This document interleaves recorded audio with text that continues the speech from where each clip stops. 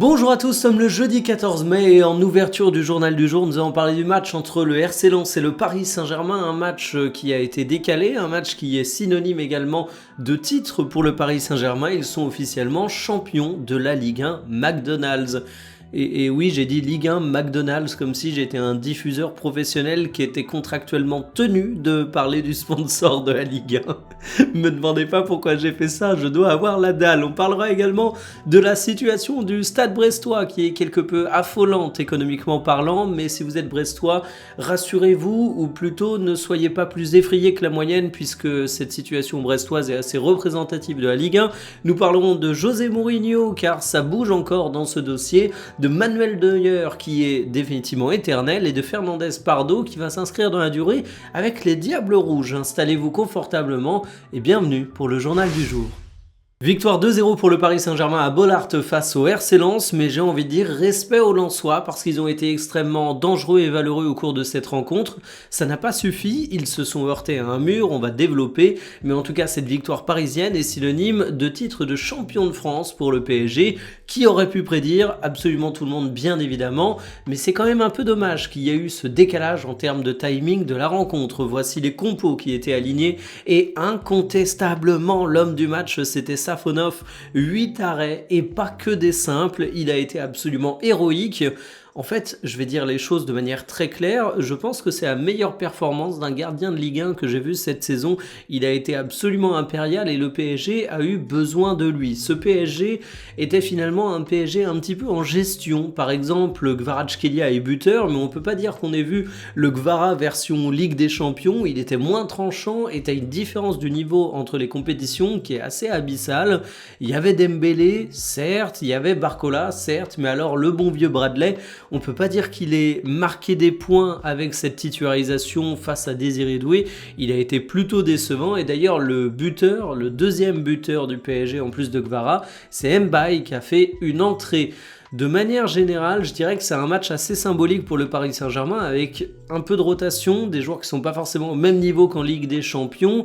On sent qu'ils attendent la finale de la Ligue des Champions justement. Du côté du RC Lens, c'est un peu la même. T'attends la finale de la Coupe de France, ce qui fait que ce qui devait être un clash hyper intéressant de notre Ligue 1 a tout de même donné un bon match, mais c'est vu un peu amoindri en termes d'intensité à cause du timing quelque peu catastrophique.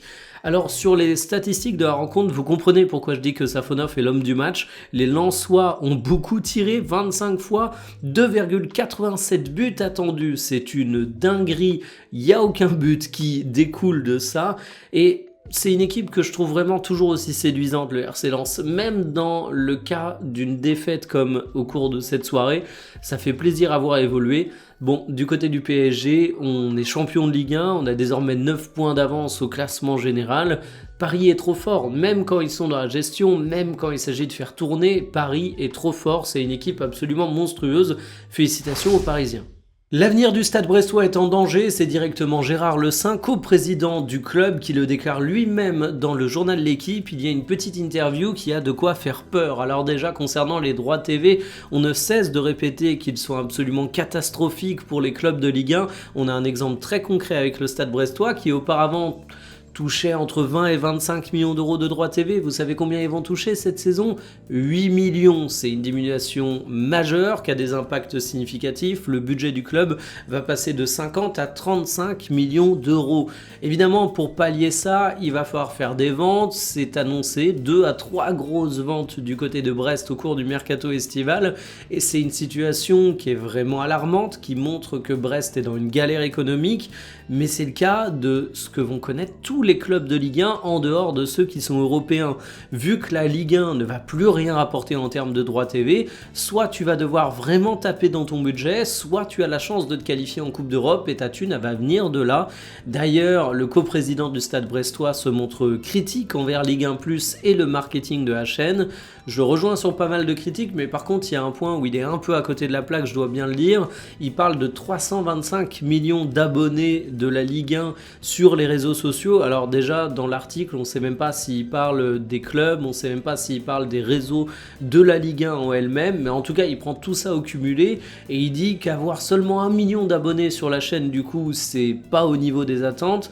je peux parfaitement le comprendre, c'est vrai que c'est pas au niveau des attentes, mais attention, les plus de 300 millions d'abonnés sur les réseaux sociaux, c'est pas 300 millions de personnes uniques, il y a de la redite, il y a plein de gens qui sont abonnés à plein de choses en même temps. Dans tous les cas, force aux Brestois, mais j'ai envie de dire, force à tous les clubs de Ligue 1 qui sont pas européens de toute façon.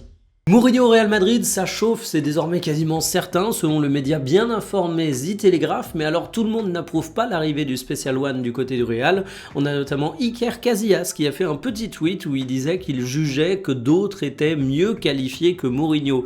Alors on rappelle que l'histoire entre Mourinho et Casillas, elle est quelque peu mouvementée. En 2012, lors du passage du Special One et alors que le gardien était encore au Real, t'as eu une mise sur le banc à la fin de tout ça, t'as eu une suspicion du fait que Casillas était la taupe, bref, ça a été absolument catastrophique entre les deux hommes. Depuis, les relations se sont un petit peu réchauffées, mais c'est pas le genre de sortie qui m'étonne énormément vu le passif entre les deux hommes. De toute façon, moi j'ai envie de dire, quelle que soit notre opinion sur José Mourinho au Real Madrid, la décision semble actée, les médias vont en ce sens, et surtout, quand tu vois le mode de communication de Florentino Pérez, particulièrement au cours de ces derniers jours, ça paraît évident qu'il est totalement aligné avec les méthodes de José Mourinho. La méthode du seul contre tous que le Portugais a souvent mis en place dans ses vestiaires, elle est en train d'être appliquée par le président du Real, donc au moins on pourra dire que tout ça sera parfaitement aligné. En tout cas, il y a une chose qui est sûre, c'est qu'on va pas s'ennuyer la saison prochaine du côté du Real Madrid. Je sais pas si ça donnera le meilleur, je sais pas si ça donnera le pire, mais en tout cas les choses vont bouger et ça risque d'être divertissant. À 40 ans passés, Manuel Neuer est loin d'être cramé et pour cause, il va prolonger d'une année au Bayern Munich selon Sky Sports et cerise sur le gâteau, il resterait numéro 1 devant Jonas Hörbyg. Alors, c'est un choix sensé car si évidemment Manuel Neuer il est plus au prime de sa carrière, ça reste un excellent gardien. On rappelle que le marché des portiers est extrêmement compliqué dans le football, il n'y a pas tant de noms disponibles que ça, et quand tu es un grand club comme le Bayern Munich, tu peux pas vraiment te permettre de faire une erreur de casting. Ici, la continuité avec Manuel Neuer va permettre de donner le temps à tes jeunes gardiens de grandir, de prendre un petit peu d'expérience, de prendre de plus en plus de matchs de façon progressive. C'est vraiment une stratégie qui mérite d'être saluée à mon sens. Mais alors, est-ce qu'on se rend compte de la longévité de Manuel Neuer? Il a commencé sa carrière professionnelle, je vous l'affiche, en 2006, 2 ans avant la naissance de Lennart Karl, son coéquipier. Il a fait plus de 600 matchs avec le Bayern Munich, enfin il est fras, et il a pourtant fait plus de 200 matchs auparavant avec Schalke. C'est un joueur qui est tout simplement éternel.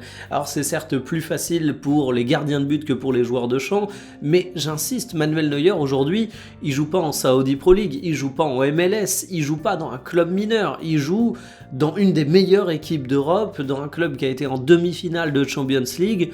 Moi, de toute façon, quand je pense Bayern Munich, quand je pense Allemagne, je pense Manuel Neuer. C'est une carrière monstrueuse. Le jour où il va prendre sa retraite footballistique, il faudra lui rendre un hommage absolument monstrueux. Fernandez Pardo avec la Belgique, est-ce qu'il y a que les imbéciles qui ne changent pas d'avis? Car rappelons que le joueur du LOSC avait déclaré en 2024 qu'il avait envie de défendre les couleurs de l'Espagne malgré ses classes de jeunes avec la Belgique. Le joueur a donc changé d'avis en 2026. Je vous mets un article qui vient de l'excellent site Le Petit Lillois qui nous donne un petit peu le contexte. Le joueur se dit attaché aux deux pays, la direction sportive des Diables Rouges a aussi joué dans son choix et il côtoie également des internationaux belges au LOSC. Le premier truc que je tiens à rappeler à chaque fois qu'on a ces dossiers de choix de nationalité sportive, c'est qu'on parle de jeunes joueurs. C'est pas étonnant qu'un mec comme Fernandez Pardo change d'avis entre ses 19 et ses 21 ans. C'est un âge où généralement les gens normaux galèrent à choisir les études qu'ils vont faire. Or les études, ça t'engage pas pour toute ta vie. Si jamais tu fais une erreur, si jamais tu fais une année de fac qui te convient pas, tu peux encore te rediriger. Là on parle d'un choix qui est hautement symbolique et surtout qui est unique. Une fois que Fernandez Pardo aura fait un match officiel avec la Belgique ou avec l'Espagne, il ne pourra pas faire un retour en arrière. Donc évidemment, c'est une décision complexe. Évidemment, ça peut amener des retours en arrière. Donc franchement, je respecte ça. Et puis surtout, Fernandez Pardo, il choisit pas la Belgique par défaut. C'est un joueur qui, selon moi, est immensément talentueux, qui est promis à un brillant avenir et il aurait aussi bien sa place en Espagne qu'avec la Belgique parce qu'à mon avis, dans quelques années, on n'est pas prêt pour voir le joueur qui va devenir.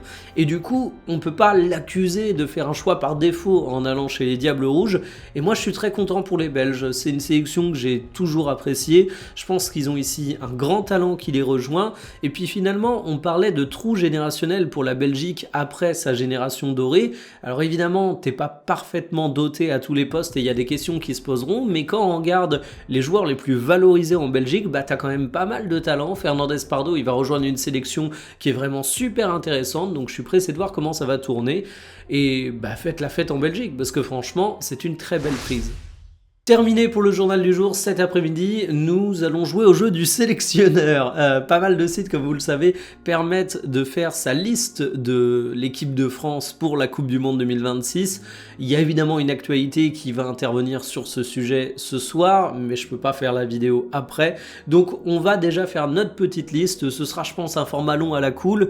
Et pour tout vous dire, ça va être un véritable casse-tête, car comme on le sait, c'est facile de venir faire l'inspecteur des travaux finis et critiquer les choix Deschamps. C'est nettement plus dur de son côté de construire une liste cohérente et d'assumer ses choix.